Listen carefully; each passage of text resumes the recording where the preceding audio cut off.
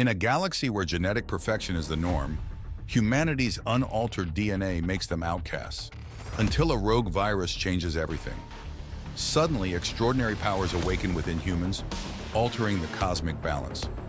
Dive into this thrilling tale where evolution is both a weapon and a key to survival.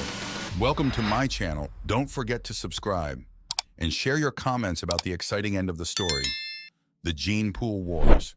Let the story begin. Maya Donovan stared out the observation deck window, watching the swirl of stars. The Zelver helix pulsed with energy, a supercluster of galaxies teeming with life. Ships of alien design zipped by, their sleek forms reflecting starlight. Humans were rare visitors here, their unaltered genes marking them as outcasts among the genetically engineered races. "Do you ever miss Earth?" asked Oliver, his voice low and thoughtful. He joined Maya at the window, his tall frame casting a shadow. Oliver was the station's head engineer, a genius in his own right, but equally marked by unaltered DNA. "Sometimes," Maya replied, her gaze fixed. "But out here, I feel like I'm part of something bigger, even if we are the underdogs." The station hummed with activity. Humans, the pariahs of this advanced society, went about their tasks with purpose. Maya's role was crucial.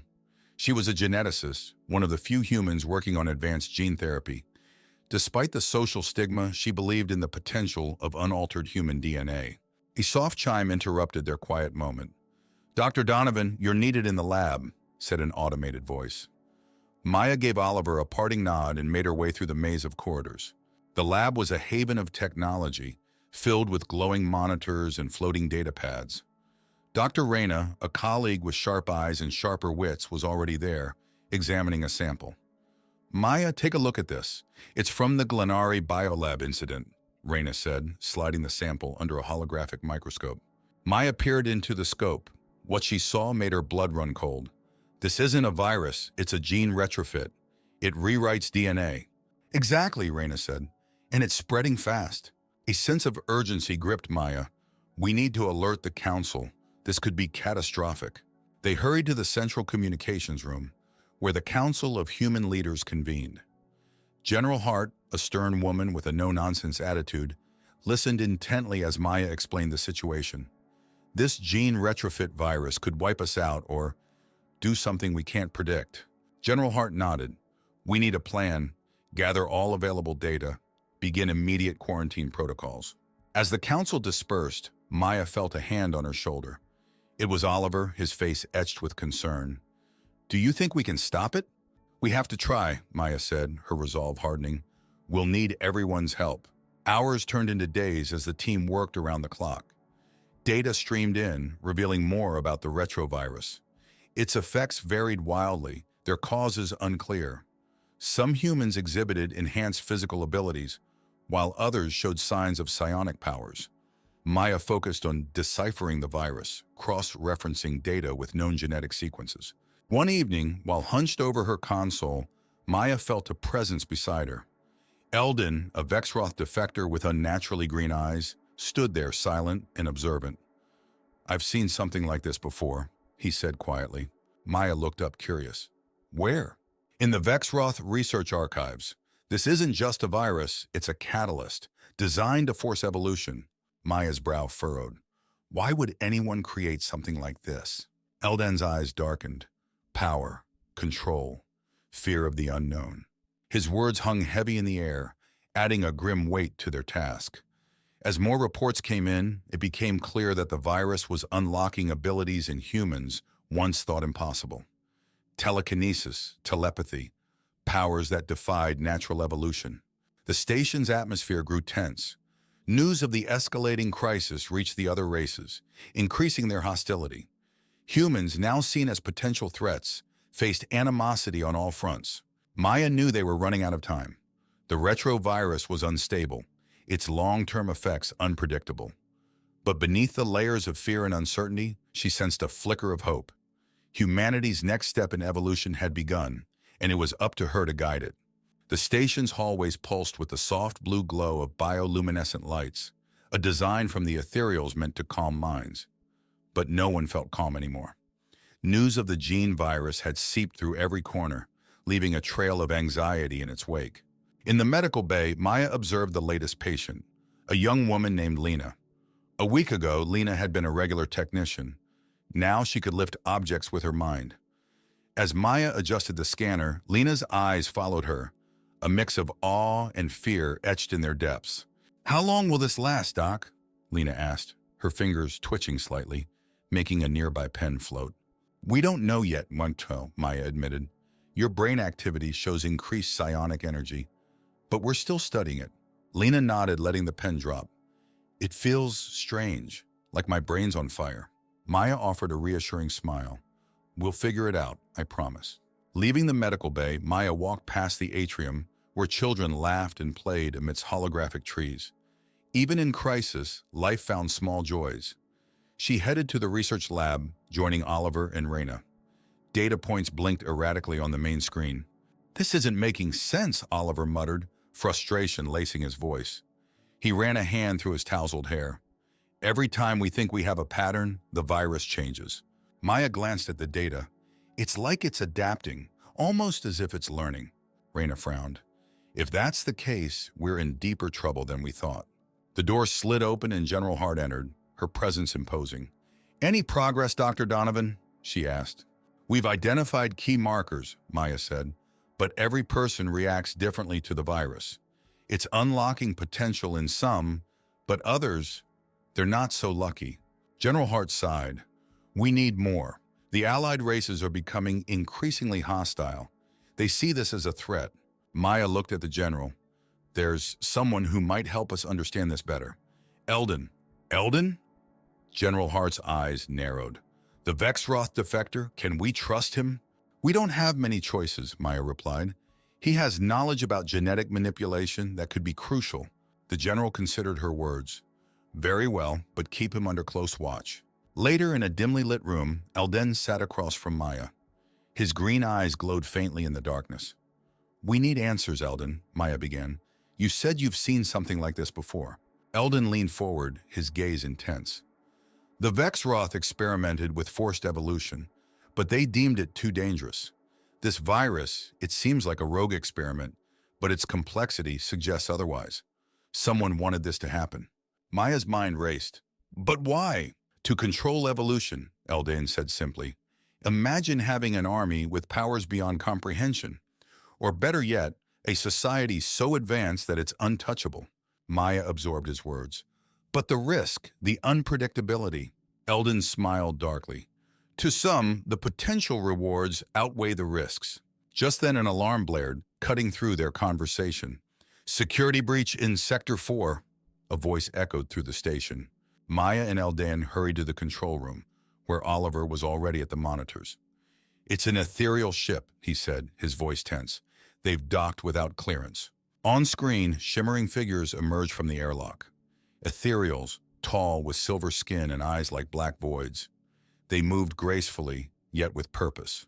General Hart's voice crackled over the intercom. "All personnel, prepare for potential hostility. Maya, we need you in the negotiation chamber." Maya's heart pounded as she made her way, Eldon beside her. The chamber doors slid open, revealing a group of ethereals. Their leader, bound in flowing robes, stepped forward. "Humans," he began, his voice like a melodious chime. "You meddle with forces beyond your understanding." "We're trying to save lives," Maya replied firmly. The ethereal's eyes narrowed. "You misunderstand. This virus, this power, it must be contained, even if that means your destruction." The room's air grew thick with tension. Maya's mind raced, searching for words that could avert disaster. She looked at the ethereal leader, hoping for a flicker of understanding, of reason. But all she saw was resolve. The fate of humanity teetered on a knife's edge. The negotiation chamber shimmered with the faint teal glow of ethereal technoglyphs. Maya felt the weight of 1,000 eyes on her as she locked gazes with the ethereal leader. His black, void-like eyes reflected no emotion, only an unyielding intent. "You speak of containment," Maya said, keeping her voice steady. "But humans have the right to survive, to evolve." The leader, who had introduced himself as Eilir, tilted his head slightly. "Survival at the expense of stability," he replied, his tone almost mournful. "Your kind is unpredictable. Dangerous. General Hart, standing beside Maya, clutched her sidearm, but kept it holstered. We're not looking for a war, Eiler. We're looking for solutions. Help us find a cure. Eiler's gaze shifted momentarily to Eldon. And you, Vexroth, do you stand with them? Have you forsaken your heritage for these anomalies? Eldon's green eyes narrowed. I stand for truth, for the potential that all life holds. Your fear blinds you, Eiler. A murmur spread through Eiler's delegation. The ethereal leader raised a hand, silencing them. Truth comes at a cost, Vexroth, and sometimes the cost is too high. Before another word could be exchanged, the chamber doors burst open. Reports of chaos filtered in through intercoms. Humans, newly awakened to their powers, were losing control. Objects levitated, electrical systems short-circuited, and the very station trembled with newfound psionic energy. Maya and the others rushed out, Eldon in tow. They reached the central hub where Lena hovered midair, her eyes glowing in eerie blue. Other humans around her screamed or stared in awe, unsure of what was happening. Maya approached cautiously. Lena, focus on my voice. You need to calm down. Lena's gaze fixed on Maya and she dropped to the ground, the glow fading from her eyes. She panted, fear and confusion in her expression. I couldn't control it, Doc. It just happened. Eldon knelt beside Lena. This is the virus's doing. It amplifies abilities but offers no control. Behind them, Eiler and the ethereals observed with a mix of curiosity and apprehension. This is precisely why we must intervene, Eiler said. Your kind will destroy itself and others in the process. A shout echoed from the far end of the hub. Oliver and Reyna were engaged in a heated argument with a Glenari envoy, whose crystalline form refracted light in dazzling patterns. The Glenari won't tolerate this, the envoy declared. Contain it, or we will. Maya stood tall, facing the envoy and the ethereals. We need alliances, not threats. Let's find a solution together. Eiler exchanged a glance with the Glenari envoy. For a moment, a fragile silence settled over the hub. Then with a nod, Eiler spoke. We will offer our assistance, but under strict conditions. Any human deemed too dangerous must be confined. General Hart's jaw tightened, but she nodded. Agreed, for now. As the ethereals and Glenari set up their containment protocols, Maya and her team delved deeper into the virus's origins, working closely with Eldon. They uncovered files, transcripts, and genetic blueprints indicating a more sinister motive. The virus wasn't just a rogue experiment. It was a weapon designed to force human evolution, with the potential to destabilize the entire galactic order. One night, as Maya and Oliver pored over the data, the lights flickered. Power fluctuations are increasing, Oliver said, his tone tense. We need to stabilize the energy output of these new abilities. Maya looked up at the screen, showing Lena and others in psionic restraints. We need a way to channel their powers safely. Eldon entered, carrying a small device. This might help. A Vexroth containment modulator. It focuses psionic energy. With cautious optimism, they tested the device on Lena. As it activated, the readings showed a significant decrease in wild energy spikes. Lena's breathing steadied, and a small smile appeared. It's working, Doc. I can control it better. Maya's heart lifted. It was a small victory, but one that could lead to greater hope. Yet as she looked out the viewport at the swirling stars of the Zelver Helix, she knew a storm was brewing. The balance of power was shifting, and the gene virus had already set the stage for a conflict that would test every race's resolve. The containment modulator had become a beacon of hope amid the chaos, but tensions were still high. The station buzzed with an undercurrent of fear and anticipation. Maya stood in the makeshift control room, observing the energy readings on her console. Lena's stabilized powers were a promising start, but they needed broader solutions fast. Oliver entered, his face weary but determined. We've set up more modulators. They're helping, but only just. Maya nodded, glancing at the screen showing Lena and other test subjects. We need to refine it. The powers are too raw, too unstable. Eldon stepped in, carrying a small silver device. This is a psionic amplifier. It can focus and channel energy, but it's risky. Maya studied the device. We don't have much choice. We need to enhance control. General Hart's voice crackled over the intercom. Dr. Donovan, report to the strategic room immediately. Maya hurried to the strategic room, finding General Hart, Eiler, and the Glenari envoy in heated discussion. We're facing a coordinated attack, General Hart said, her eyes steely. Multiple alien factions believe we're the threat. Eiler folded his arms. Containment is no longer enough. If we fail to control this outbreak, it could mean galactic war. Maya's stomach nodded. We need to use the amplifier. It's dangerous, but it might give us the control we need. The Glenaria envoy, shimmering with vibrant colors, nodded reluctantly. We will support this, but failure is not an option. Back in the lab, Maya and Eldan worked tirelessly. They modified the amplifier, tuning it to human genetic frequencies. Lena lay on the biobed, her eyes wide with both fear and hope. Doc, will this really work? Maya took a deep breath. We're about to find out. Ready? Lena nodded, her fingers trembling slightly. Eldan activated the amplifier, its silver surface humming to life. Lena's body stiffened, her eyes glowing a brilliant blue. For a moment, the room was filled with a blinding light. When it faded, Lena sat up slowly. She raised her hand and the pen on the counter floated effortlessly to her. It's so clear now. I can control it. Maya's earlier tension melted into relief. It's working! Oliver burst through the door. We've got incoming! The alien factions are attacking the station. General Hart's voice echoed over the intercom. All personnel, prepare for defense.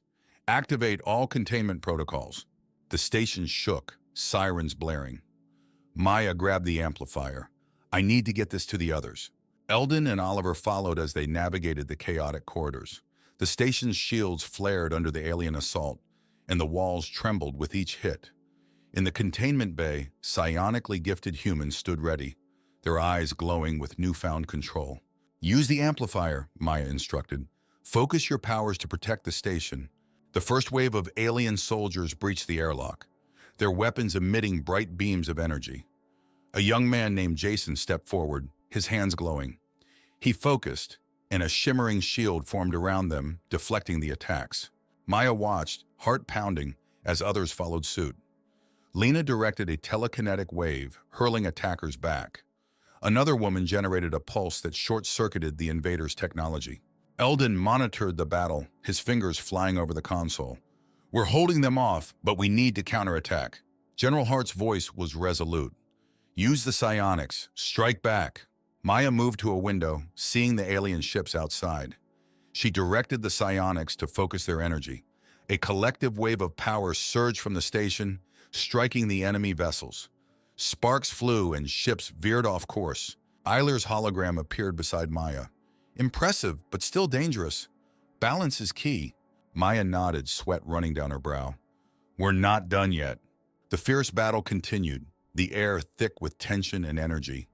Humans, with their honed psionic abilities, became formidable opponents.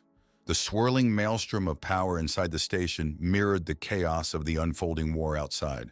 As the alien assault wavered under the barrage of human psionics, a voice from the intercom crackled, filled with static but unmistakably Oliver's. The alien ships are retreating! We did it! Relief washed through Maya as she watched the alien ships pull away.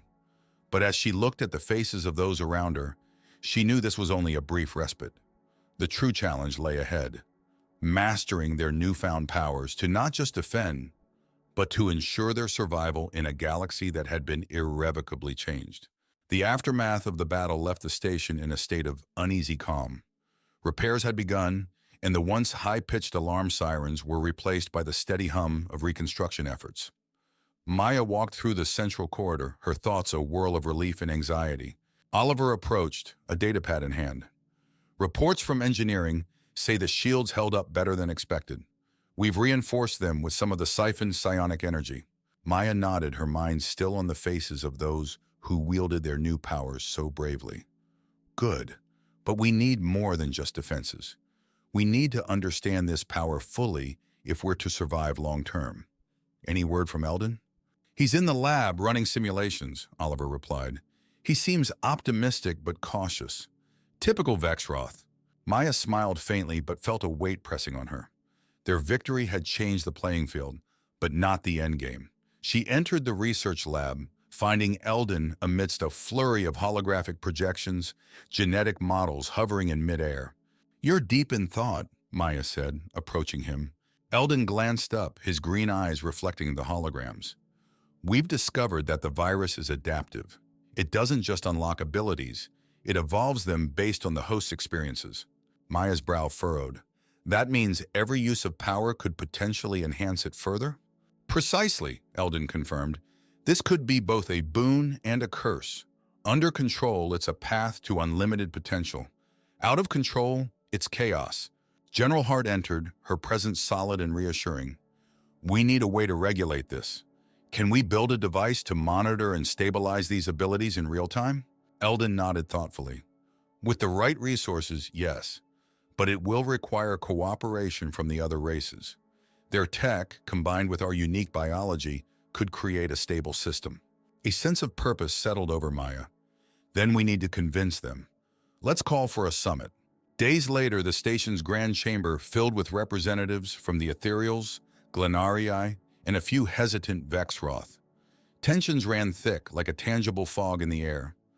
Maya stood at the center, under the soft glow of the chamber's biolights, feeling the weight of countless eyes. We've seen the destruction this virus can cause, Maya began, her voice clear. But we've also seen its potential to transform, to connect us in ways we never thought possible. Eilir, the ethereal leader, stepped forward. Your powers are still a threat, even now. Control is key, Maya responded. Eldon has proposed a collaborative effort to stabilize and regulate these abilities. We need your technology, your insight. The Glenarii envoy, a prism of shifting colors, interjected. And what of trust? Your kind's unpredictability remains a concern. General Hart spoke up, her voice steady. Trust is built through action. We defend our home, but we offer to share the benefits of this evolution with you, peacefully. Eldon Nawan's presence added weight to the proposal. The Vexroth can provide containment technology, but it requires your willingness to collaborate. A murmur spread through the gathered aliens. They deliberated briefly in hushed tones. Finally, Eiler's gaze met Maya's. We agree to the summit's terms. Let's prevent another catastrophe. Over the next few weeks, the station became a hub of activity, drawing in the best minds from across the galaxy. Engineers, geneticists, and technomancers worked side by side. The atmosphere shifted from one of fear to cautious optimism. New devices were created, blending alien technology with human ingenuity to regulate and harness psionic abilities. Lena, now a symbol of hope, demonstrated her controlled powers to the assembly, lifting heavy objects with precision and creating barriers of shimmering energy. We're getting better, she said, a smile on her lips. Together. As the collaborations deepened, the station transformed into a beacon of unified progress. Maya felt a tentative hope blossom within her. They were no longer merely surviving, but evolving. One evening, Maya found herself back at the observation deck, staring at the swirl of stars. Oliver joined her, the flicker of starlight reflecting in his eyes. Think we've secured our place in the helix? We've taken the first step, Maya replied. Our journey's just begun. Beside her, Eldon stared out into the vastness. The future is a blank slate. What we write on it now depends on us all. In the wake of conflict, amidst an evolving galaxy, humanity had found its footing and its strength. The Zelver Helix was a place of endless possibilities, and together they would face whatever came next.